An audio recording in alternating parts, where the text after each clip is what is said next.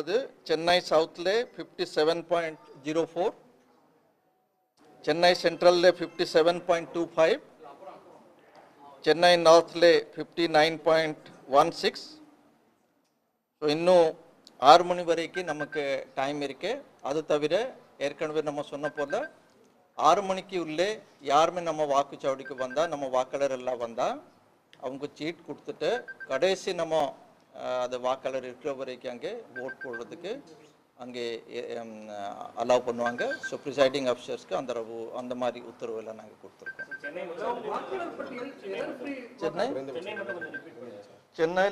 Chennai south 57.04 அதான் minimum, Chennai central 57.25, Chennai north 59.16. 3 மணிக்கு மேலே பர்சன்டேஜ் இன்க்ரீஸ் ஆயிருக்கா?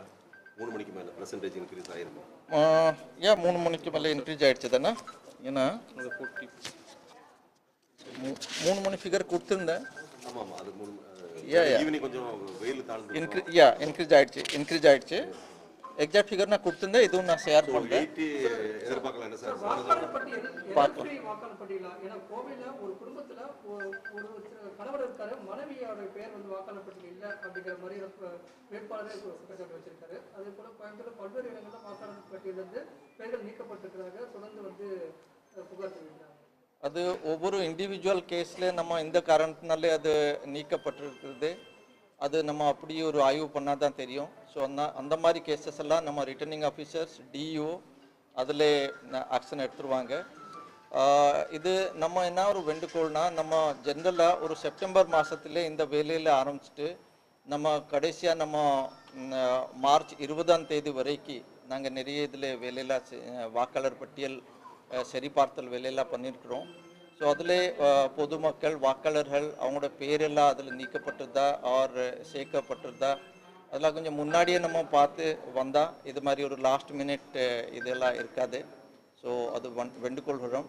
அதே நேரத்தில் நம்ம அத்தனை இதில் ஒர்க்கர்ஸ், இதில் நம்ம கவர்மெண்ட் ஒர்க்கர்ஸ் எல்லாம் இதில் யார் யார் பண்ணுறாங்களோ இதெல்லாம் சரி பார்க்குறதுக்கு நாங்கள் இனிமேலும் இது பார்ப்போம். அது ஒரு வேட்பாளர் நாம் தமிழர் கட்சியின் வேட்பாளர் கைது, அந்த இடத்துல வந்து அவங்களுடைய மயிற்சியில வந்து வேலை செய்யணும்னு சொல்லிட்டு போராட்டம்லாம் பண்ணியிருக்காங்க சார்.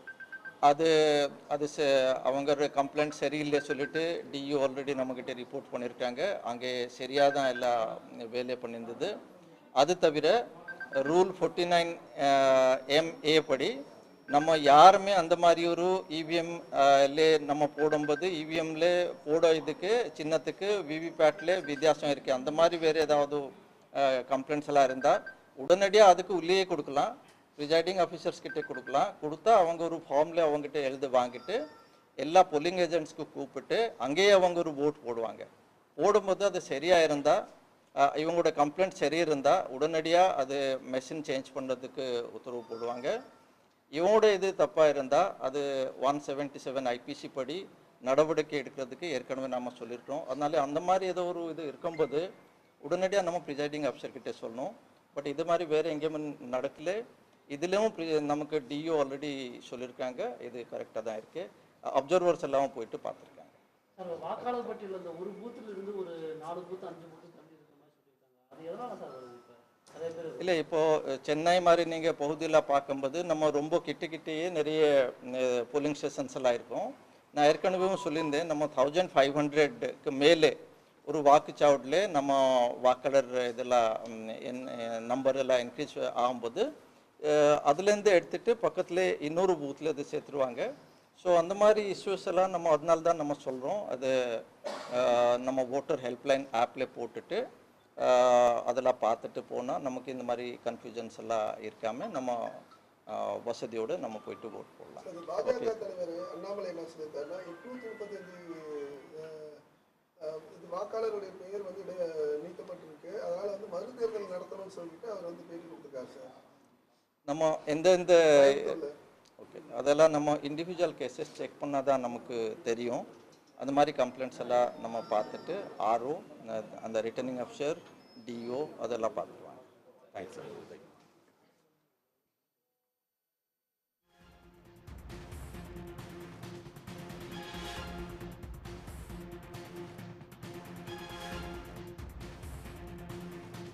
உடனுக்குடன் செய்திகளை தெரிந்து கொள்ள சன் நியூஸ் பெல் ஐகானை கிளிக் பண்ணுங்க.